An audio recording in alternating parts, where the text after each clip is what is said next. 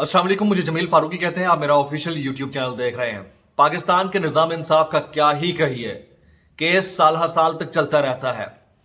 मुद्दई को इतने जूते रगड़वाने पड़ते हैं कि वो केस की पैरवी तक छोड़कर भाग जाता है, लेकिन केस का नतीजा नहीं आता। और अगर आता भी है तो इस तरह का आता है कि लोग फैसले के ऊपर अपना माथा और सर पीटने को खड़े हो जाते हैं।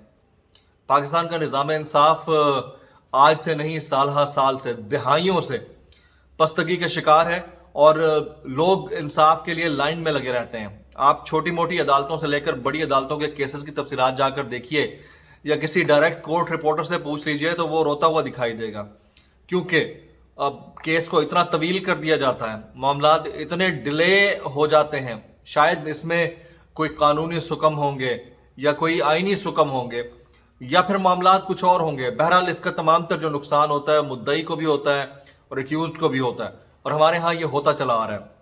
हाफिज साद हुसैन रिजवी केस की समाअत के गुज़िश्ता जो 2-3 रोज गुजरे हैं उसके ऊपर बात करना बनती है। ये तो हाई प्रोफाइल केस है।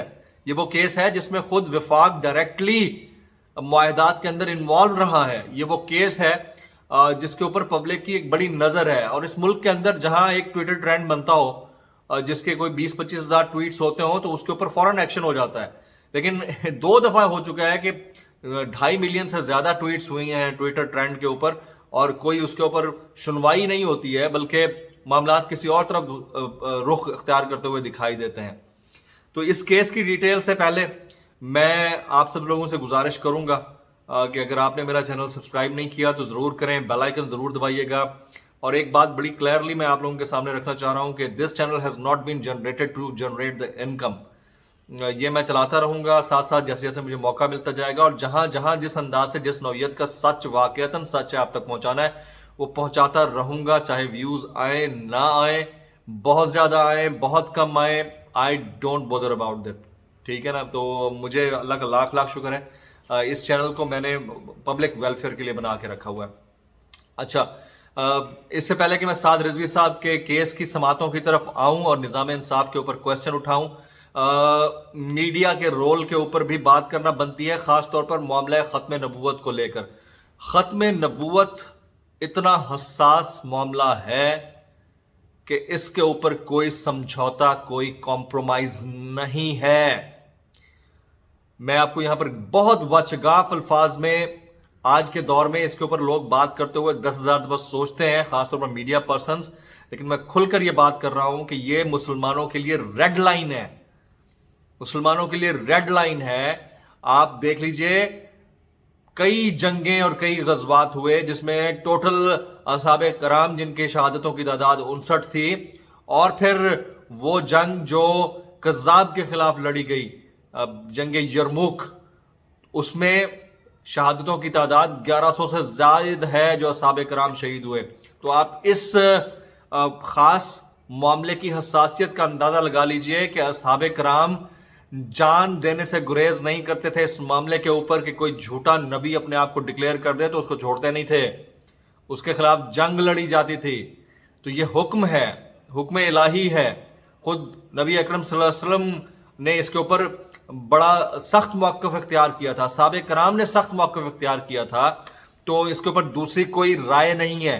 कोई अगर इसके ऊपर राय देकर मामले को डाइल्यूट करते हुए समझता है कि वो कोई 21वीं सदी का ह्यूमन है तो वो ह्यूमन होता होगा, लेकिन ये मामला बहुत ज़्यादा हसास है, सेंसिटिव है, और हमें अपनी आने वाली जनरेशन्स को भी बताना होगा कि ख़त्म नबूवत यानी सील ऑफ द प्रॉफिट्स जो हमारे नबी पाक सल्लल्लाहु अलैहि वसल्लम के हवाले से कह दिया गया है। सूरह अहज़ाब की वो आयत कौन भूल सकता है जिसमें खुले बंदों कह दिया गया, मफहूम मैं बयान कर देता हूँ, जिसमें कहा गया कि आपके बाद कोई नबी नहीं आएगा। और ये तमाम वो बातें लोग आजकल इसको बड़े डाइल्यूटेड अंदाज में पेश करने की कोशिश करते हैं, लेकिन हकायक बिल्कुल यही है। बीइंग मुस्लिम, हमारा ईमान उस वक्त तक मुकम्मल हो ही नहीं सकता जब तक हमारा ख़त्म नबूवत के ऊपर पक्का ईमान नहीं होता। इसके ऊपर दूसरी कोई राय नहीं है, और अगर कोई इसके मुतालिक कोई राय रखता है तो वो फिर अहमकों की जन्नत में रहता है। उसको अंदाजा नहीं है कि कितना संगीन मामला है और कितना हसास मामला है, और मुस्लिम के लिए कितनी बड़ी ये रेड लाइन है। और जो ये रेड लाइन क्रॉस करता है वो अपने دین کا اپنے ایمان کا لٹمس ٹیسٹ ضرور کرا لیں. تو وہ لوگ جو اس وقت سرٹیفکیٹ بانٹتے پھر رہے ہیں نا کہ کسی کے پاس کیا سرٹیفکیشن ہے کہ وہ لوگوں کو مسلمان ڈکلیئر کرے نہ کرے, تو خود جب قرآن کہہ چکا ہو, جب احادیث اور اصحاب کرام کی زندگی اور ان کے اسوہ حسنہ سے چیزیں ثابت ہوں, تو پھر اس کے بعد دوسری کوئی اس میں گنجائش بچتی ہی نہیں ہے. اور جو گنجائش نکالنے کی کوشش کرتے ہیں وہ اپنے دین کا لٹمس ٹیسٹ ضرور کرا لیں. مینار پاکستان کے اوپر بڑے بڑے واقعات ہوئے تو پورے پاکستان سمیت انٹرنیشنل میڈیا چیخ رہا تھا. کسی نے یقیناً وہ ایک افسوسناک واقعہ تھا, بنتا بھی تھا کہ اس کو رپورٹ کیا جائے, لیکن جب یوم پاک فضائیہ یعنی 7 ستمبر ہوتا ہے تو اسی روز یوم ختم نبوت بھی ہے. تو اس سے متعلق جب مینار پاکستان کے اوپر اتنا بڑا جلسہ ہوتا ہے ختم نبوت کانفرنس کو لے کر, تو ہمارا میڈیا خاموش دکھائی دیتا ہے, سوائے ایک آدھ چینل کے. بول ٹی وی نے اس کو کور کیا, باقی سوشل میڈیا کے اوپر بات ہوئی, لیکن کوئی چینل اس کو دکھانے کو, بیکاز ان کو لگتا ہے کہ یہ ایکسٹریمزم ہے. تو وہ لوگ جو یہ سمجھتے ہیں کہ یہ ایکسٹریمزم ہے, تو ہاں ہم اس ایکسٹریمزم کے ساتھ زندہ رہنے کو ترجیح دیتے ہیں. ہمیں پتہ ہے کہ ہماری ریڈ لائن کیا ہے اور ہم اس کو کور کرتے رہیں گے جب جب اس کو کور کرنا پڑے گا. اب میں حافظ سعد حسین رضوی صاحب کے کیس کی طرف آتا ہوں. حافظ سعد حسین رضوی صاحب کا کیس 6 ستمبر کو اس کی سماعت تھی, اور جج نے چیف سیکرٹری پر بڑی شدید برہمی کا اظہار 6 ستمبر کو کیا کہ وہ کیوں تشریف نہیں لائے, اور جب وہ تشریف نہیں لائے تو میں فردر اس کی سماعت کیا کروں. تو انہوں نے پھر بڑی سختی سے چیف سیکرٹری پنجاب کو کہا کہ آپ تشریف لائیں اور اگلے دن صبح 10 بجے پیش ہوں.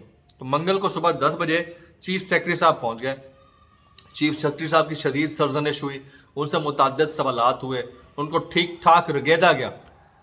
اس کے بعد کیا نکلا, اس کے بعد جج صاحب نے کیس سننے سے انکار کر دیا اور کہا کہ اس کیس کو وہی جج صاحب سنیں گے جو پہلے سن رہے تھے. تو میٹر سب جوڈس ہے, اس کے اوپر تو میں کامنٹ ہی نہیں کروں گا کہ سماعت کس طرح سے ہونی چاہیے اور کیسے نہیں ہونی چاہیے, لیکن پاکستان کے نظام انصاف کے اوپر کامنٹ بہت ضروری ہے. یہ پاکستان کا نظام انصاف اتنا کوئی بوسیدہ نظام انصاف ہے کہ جرم بچے جنتا پھر رہا ہوتا ہے, لیکن انصاف کو لینے والے کو انصاف نہیں ملتا. سائل گھنٹیاں بجا کے گھنٹہ توڑ دیتا ہے, لیکن وہ گھنٹہ کبھی نہیں آتا جب اس کو انصاف کا کیس سنائی دیتا ہو, جب اس کو انصاف کا فیصلہ سنائی دیتا ہو. آپ کو یاد ہوگا مرید عباس قتل کیس, اس کو کون بھول سکتا ہے, ہمارے کولیگز میں سے ایک تھا. 1.5 سال, پونے 2 سال بلکہ لگے ہیں اس کی فرد جرم عائد ہونے میں, یعنی وہ کیس فائل ہی نہیں ہوا پونے 2 سال تک کہ یہ قابل سماعت ہو. تو اس سے بڑا المیہ کیا ہوگا. یعنی اگر خاتون مدعی ہے تو وہ اپنی جوتیاں ایڑیاں رگڑ رگڑ کے فنا ہو جائے, پیسہ اتنا خرچ ہو جائے کہ وہ نکل جائے اور کہے کہ یار میں اس کیس کو ہی چھوڑ دوں گی, اور اگر کوئی مرد پیروکار ہو تو وہ چھوڑ کے بھاگ جائے, لیکن کیس چلتا رہتا ہے, وقت گزرتا رہتا ہے, مدعی بھاگ جاتا ہے, فیصلہ نہیں آتا ہے. تو ایک جنیرک ٹرم میں ہمیں اس سسٹم کو ٹھیک کرنا ہوگا, اور جب تک سسٹم کو ٹھیک کرنے والے ٹھیک نہیں کریں گے کچھ نہیں ہوگا. اس کیس کے اندر کیا تھا, میں اگر حافظ سعد رضوی صاحب کے کیس کی بات کروں, ان کے پاس کوئی بندوقیں تھیں, ان کے پاس کوئی گنیں تھیں, انہوں نے کوئی فائر کھولا تھا. یہ تو ثانیہ ماڈل ٹاؤن پارٹ 2 تھا جس میں ان کے اپنے لوگوں کے اوپر فائر کھولا گیا ہے, اور وہ بھی اس کیس میں جس میں ایک معاہدہ ہوا تھا. اور خود پرائم منسٹر پاکستان بہت بڑے محب وطن ہیں اور عاشق رسول ہیں, اور جب مدینہ جاتے ہیں تو موزے پہن کے جاتے ہیں, جوتے اتار کر جاتے ہیں. انہوں نے معاہدہ کیا. میرے خیال میں ان کو بھی اس کیس کے اوپر اب سوچنا چاہیے, نظر ثانی کر لینی چاہیے کہ وفاق کی جانب سے قلعدم ہے یہ جماعت, وفاقی کابینہ نے کی ہے, لیکن الیکشن کمیشن تو ابھی بھی یہ الیکشن میں پارٹیسپیٹ کر سکتے ہیں, ان کو اجازت دے رکھی ہے. ابھی بھی ان کا کیس سب جوڈس ہے, تو جب تک الیکشن کمیشن ان کو قلعدم قرار نہیں دیتا تب تک آپ ان کو قلعدم صرف وفاق کی سطح پر کہہ سکتے ہیں. تو میرا خیال ہے کہ ہمیں ہر وہ بندہ جو آپ کو لگتا ہے کہ آپ کی نظر میں تھوڑا زیادہ شدت رکھتا ہے کسی معاملے کے اوپر, تو آپ بیٹھ کے ان سے ڈسکس کر سکتے ہیں, معاملات کو طے کیا جا سکتا ہے. یہ وہ لوگ ہیں جو کم از کم ان سے تو بہتر ہیں جو انڈیا کی سپورٹ میں کھڑے ہوتے ہیں, یا آپ کے اپنے ملک کے محب وطن پاکستانی ہیں, ان کو سننے میں کوئی برائی تو نہیں ہے.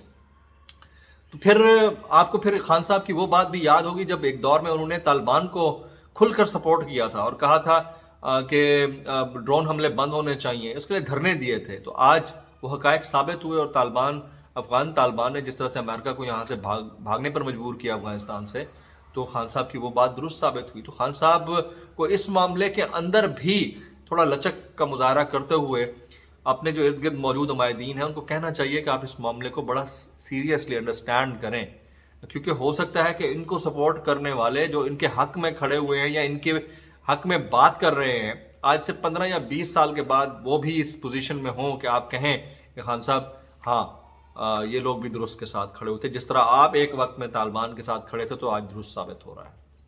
تو میرے خیال میں یہاں پر آزادی اظہار رائے کا حق سبھی کو ہے، اور انصاف لینے کا حق بھی سبھی کو ہے۔ انصاف دینے کے لیے اب جو ادارے تھوڑا سا تردد کر رہے ہیں یا معاملات میں تھوڑا سا پس و پیش ہے، ان کو بڑا سیریسلی اس میٹر کو دیکھنا ہوگا، انکلوڈنگ دا انٹیریئر منسٹری۔ آج کے ویلاگ سے اتنا ہی۔ جمیل فاروقی کو اجازت دیجیے گا۔